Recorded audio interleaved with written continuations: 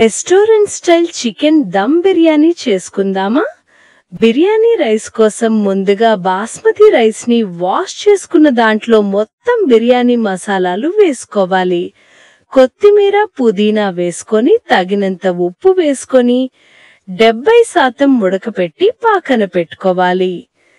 Chicken తీసుకొని ఉప్పు, పెరుగు, కారం పొడి, ధనియా పొడి, గరం మసాలా, మిరియాల పొడి, సోయా సాస్, టమాటో సాస్, నిమ్మకాయ రసం వేసుకొని బాగా కలుపుకోవాలి.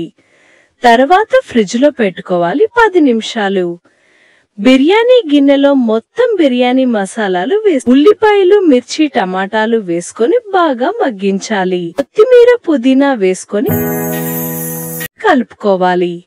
రుచికి సరిపోయినంత ఉప్పు మరియు పసుపు వేసుకోవాలి.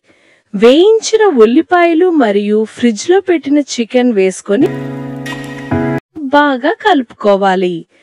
చికెన్ నుండి నూనె పైకి వచ్చే వరకు చికెన్ బాయిల్ చేయాలి. కొబ్బరి పేస్ట్ వేసుకొని బాగా కలిపి కాసేపు మగ్గించాలి. మగ్గించిన చికెన్ లో నుండి సగం చికెన్ ని పక్కకి తీసుకోవాలి.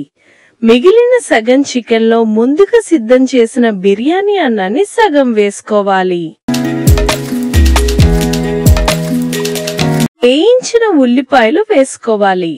మనకు నచ్చిన ఆహార రంగు వేసుకోవాలి. పక్కకి తీసుకున్న చికెన్ ని వేసుకోవాలి. పక్కకి తీసుకున్న బిర్యానీని వేసుకోవాలి.